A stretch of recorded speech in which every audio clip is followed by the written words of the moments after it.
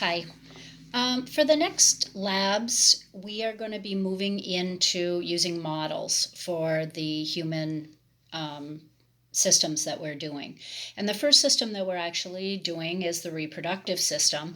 And if you have not figured out what I'm looking at right here, I'm looking at the male reproductive system. So let's get some orientation, all right? And as you look at this is the rectum and the anus. This is obviously the penis, and this is the scrotum, which houses the testicles. So what's going to happen is on the next quiz, you'll actually have pictures of models, and you will need to know the different features. Okay, so I'll label something and you'll have to identify what that is. So you want to spend a little bit of time probably going over this video again, or you do have some pictures in your book, which may be appropriate as well. All right, so what we really want to talk about when we talk about the reproductive tract and where we put most of our emphasis on identification of structures is the path from the production of sperm to where it's released, and then we'll look at the female and the path of those sperm up into where they would be fertilized by an egg, or where they would fertilize an egg, excuse me. So let's look at the different structures as we go along. Now, sperm are made here. This is the testes, and they're made in what are called the seminiferous tubules. So the seminiferous tubules will make the sperm, and then they'll go into this larger duct here. That's called the epididymis, and that they'll be stored there. So they're made in the seminiferous tubules. The seminiferous tubules are part of the testes, and the testes are housed in the scrotum. All right, so we get up to the epididymis, and after or during ejaculation, really, this is when this is going to occur, they're going to move up through what's called the vas deferens. You may have also heard that as referred to as the ductus deferens. So we have the vas or ductus deferens, and that's going to come all the way up here and around. Now, as you're looking at this, when I open this up, you'll be able to tell, but this is the bladder.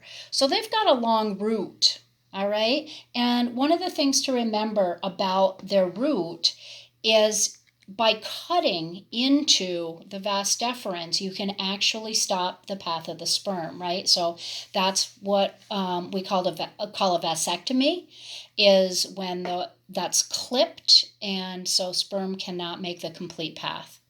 All right, so here we have the ductus deferens, and they're going to come all the way over, and you're seeing here a gland, and that gland is called the seminal vesicle. There are 3 glands we're going to go by. The seminal vesicle is the first one, and then we'll see the bulbourethral gland, which is not shown on this model. I'll show you a different model for that. And then we have the prostate gland. Those 3 glands are important in nourishing and in the health of the sperm. They're responsible for making sure that the sperm stays healthy and is healthy and has what it needs to get to the egg. So our vas deferens comes up and it goes into the seminal vesicle. And I'm going to open the model here. And what you're going to see now, let me get you reoriented a little bit. This is the pubic bone. And here is the urinary bladder. And the vas deferens has come into the seminal vesicle. We're not seeing that anymore here. But once it gets into the seminal vesicle, it actually changes names. It's no longer the vas deferens. It's the same tube, but it's picked up seminal fluid, and this very small tube, and you're not seeing all of it, that goes from the seminal vesicle into the prostate. Okay, this is the prostate gland, and here is where that tube is coming from, and that's called the ejaculatory duct. Okay, so seminal vesicle into the prostate gland is called the ejaculatory duct, and there it's going to meet up with the urethra. Okay, so the urethra is coming from the bladder, and that's going down through the prostate. That's why when men have an enlarged prostate, sometimes it can impair or impede their ability to urinate. So the two meet here, and they both share the urethra. All right, so the urethra is a common pathway out through the penis, but it's a common pathway, but it's never used at the same time for both sperm and urine. Okay, it's one or the other. And so that is going to come all the way out here. Okay, so really fast, we're going to go back through. This is the testes, which is going to have seminal vesicle, or I'm sorry, it's going to have the seminiferous tubules.